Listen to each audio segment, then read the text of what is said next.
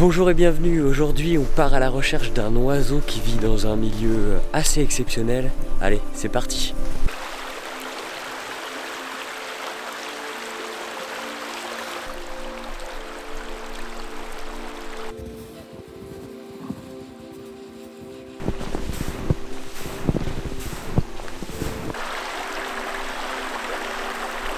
Maintenant que je suis proche de la rivière, étant donné que c'est un oiseau qui est quand même peu farouche, l'objectif ça va être de le repérer aux jumelles, essayer de voir les zones où il est actif. En fait il va être actif surtout au niveau des rapides, donc essayer de repérer les rapides qui va remonter pour se nourrir.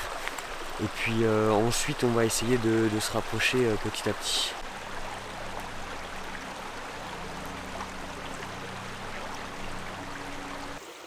Bon là ça y est, je suis en place le long de la rivière. Je sais pas si vous allez m'entendre avec le bruit de l'eau. Mais du coup, le cincle plongeur, c'est pas un oiseau qui est très farouche, en tout cas dans l'endroit où je l'observe. Donc il suffit juste de s'asseoir en fait le long de la rivière. On observe un petit peu les rapides dans lesquels il va venir chasser. Ah, et d'ailleurs, il arrive. Je vous montre ça.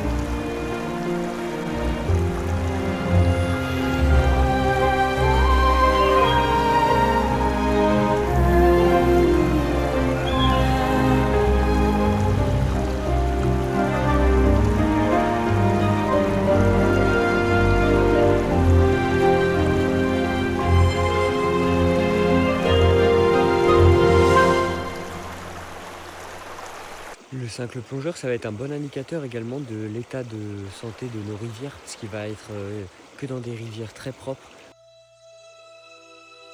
Le cincle est un oiseau parfaitement adapté au milieu aquatique. Été comme hiver, il parcourt nos cours d'eau les plus sauvages, rapides et oxygénés.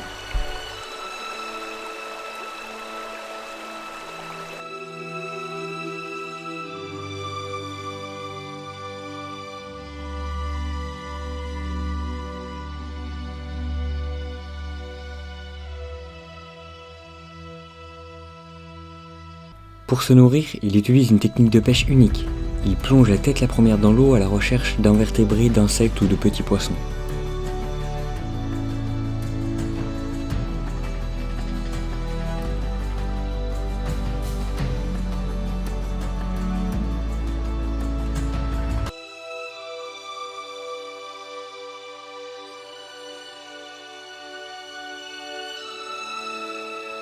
Pour y arriver, il bénéficie d'une morphologie spécifique. Pour repérer ses proies, une membrane recouvre ses yeux, lui procurant une vision parfaite dans le courant.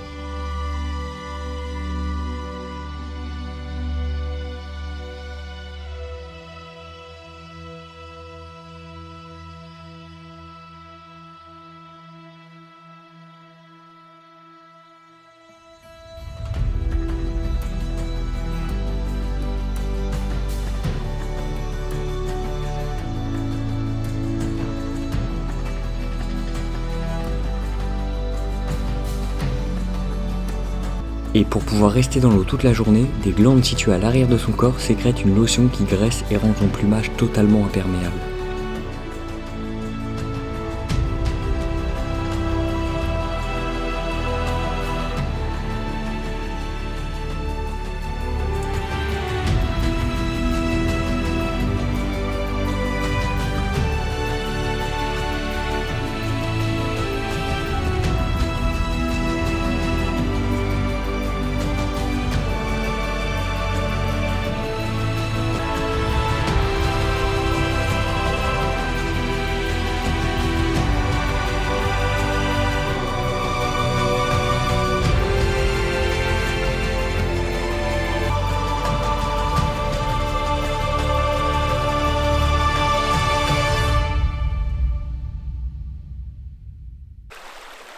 Même lors des hivers les plus froids, le cincle reste fidèle à ses coins de pêche.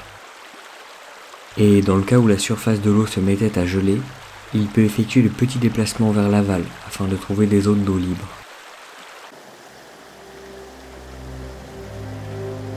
Enfin, les températures remontent.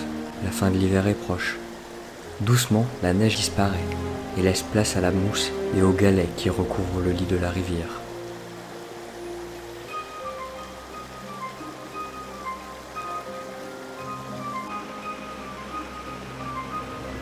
Le cincle, lui, redécouvre les paysages de son territoire après plusieurs mois passés sous la neige.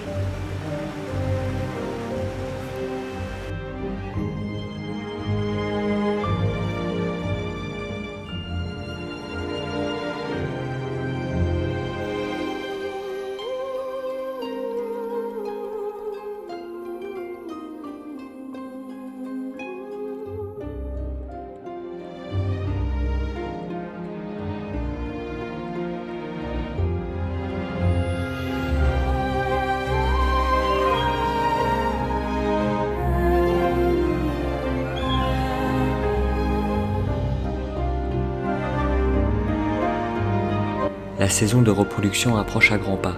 Bientôt, il faudra songer à la construction du nid, fait presque exclusivement en mousse.